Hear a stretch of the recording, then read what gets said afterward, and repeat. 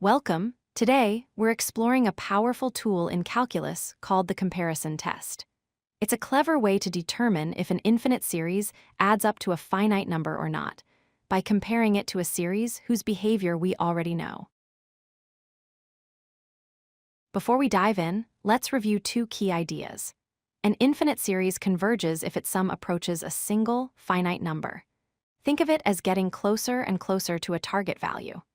In contrast, a series diverges if its sum grows without any limit, heading towards infinity, negative infinity, or simply never settling on one value. The logic behind the comparison test is very intuitive. Imagine you have two series.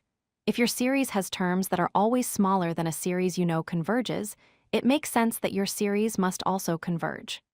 On the other hand, if your series has terms that are always bigger than a series you know diverges, your series has no choice but to diverge as well.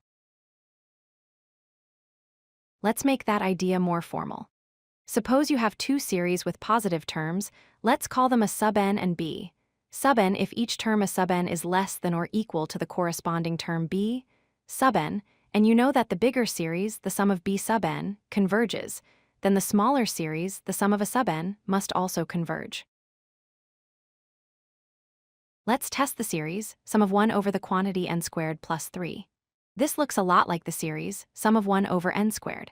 We know that the sum of 1 over n squared is a p-series with p equal to 2. Since p is greater than 1, it converges. Now we compare the terms. Since n squared plus 3 is larger than n squared, its reciprocal, 1 over n squared plus 3, is smaller than 1 over n squared. Because our series is smaller than a known convergent series, it must converge as well. Now for the flip side. Again, let's take two series with positive terms, a sub n and b. Sub n this time if each term a sub n is greater than or equal to the corresponding term b sub n, and you know that the smaller series, the sum of b sub n, diverges, then the bigger series, the sum of a sub n, must also diverge. Let's look at the series, sum of the natural log of n, all divided by n. This looks similar to the harmonic series, which is the sum of 1 over n. We know the harmonic series diverges. For any n greater than or equal to 3, the natural log of n is greater than 1.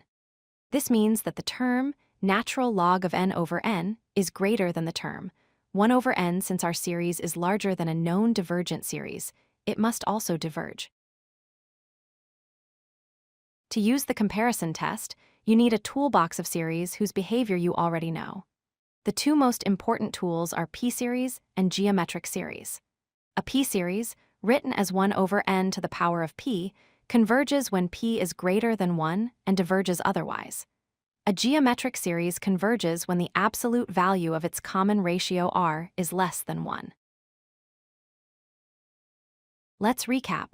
To prove convergence, find a larger series that converges. To prove divergence, find a smaller series that diverges. Remember, this test is only valid for series with positive terms. If you find that setting up the inequality is difficult, don't worry. There's another tool, the limit comparison test, that can often help in those trickier situations. If you like this video, hit that like button and don't forget to subscribe. Visit codelucky.com for more such useful content.